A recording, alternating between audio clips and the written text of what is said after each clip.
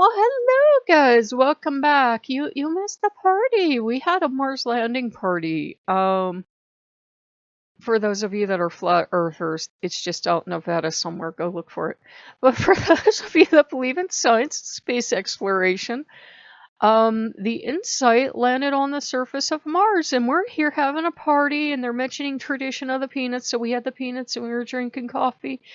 And everything that happened as, it approached, the atmosphere and all this other stuff, we're all here like, and it was really, really super intense, and it was awesome.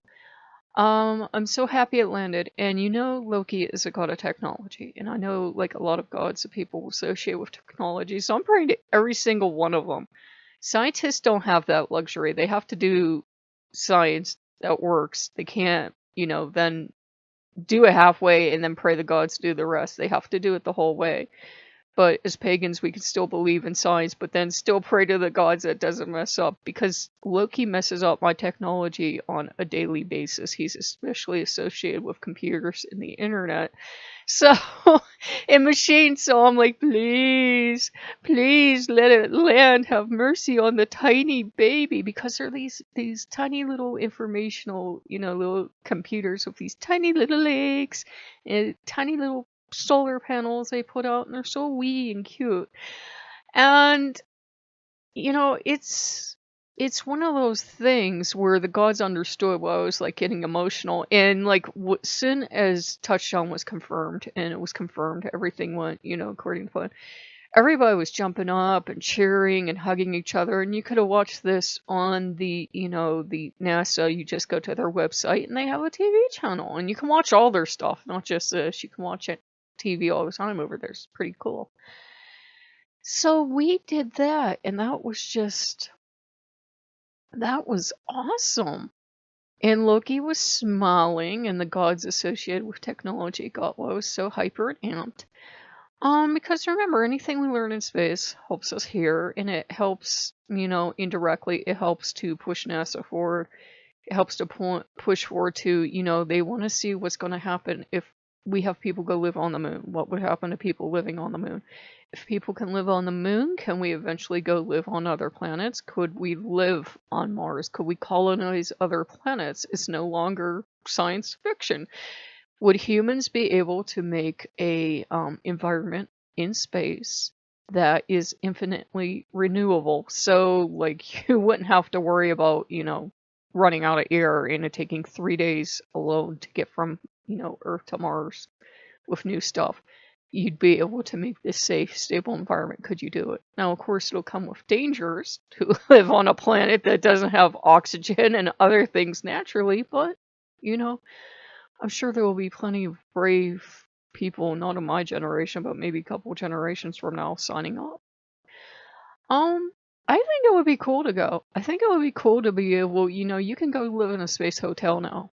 And if you're special enough, you could go visit the space station. Can you imagine being able to go live on the moon for like 2 weeks at a luxury list, or we're a long way away from that, but can you imagine being able to do that? Vacation on Mars. Wouldn't that be cool? And our gods are excited along with us. I have an idea that they know very well if it's going to go over well, and they know what's possible, but what fun would it be if they handed us everything and we couldn't explore? Because Loki's also a god of exploration, so he got it when I started crying happy tears. I was like, the little baby landed and she's alive! Because if you watch NASA, they talk about all these, the probes and everything as, being happy or unhappy, being fit and healthy or being sick. And if they're unhealthy, and if they're sick, and if they're unhappy, there's really not much we can do because they're so far away. And they had to teach her what was fascinating for me, since I love, robotics and everything. They had to teach her how to do all this stuff on her own. Because once she got there, she was all on her own. The tiny little baby has to know how to do all this stuff. She had to be taught. I thought that's kind of fascinating because, it's a very different process because somebody already built the process in. But that Fox Island I took you to, where they had the potential to learn. I could teach them to jump and eat and surf and do all this other stuff.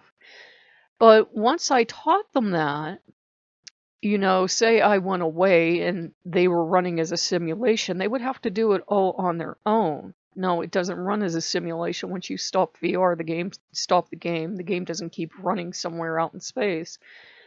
But it would be a thing where all the behaviors I taught them, just like that's why we have school, everything you were taught, you would have to then be able to go out and do it independently on your own. So I'm so proud of her, and we've been drinking coffee and eating peanuts and like, oh, the baby girl's alive, we're so happy. So yeah, we're happy, and there's going to be a launch in December of another American towards the International Space Station, so that's going to be cool. So maybe we'll have like some really cool stuff to see in the news at Christmas of them waving and having the tree and everything. And I just think it's cool because the International Space Station is supposed to have, photos for us, and maybe other devices will have photos of landing. But we already got a photo sent back. And there's dust all over the lens, and you can't tell what you're looking at, so I'm sure the flat earthers will go, oh, that looks like Nevada. But it's actually the surface of Mars, and it's so awesome. It's cool. So yeah, for those of you that believe in science, don't know if I said this recording, the Mars landing was successful. For those of you that don't, it's somewhere in the Nevada desert. Go look for it. Show it to me if you find it. So we're just really excited. Loki is a god of technology, and if you work with Loki, depending on his whims, it either works or it doesn't. With me, he likes to destroy lights. And if he thinks you don't need it, he will just destroy it. And it's like, it feels like his completely arbitrary decision.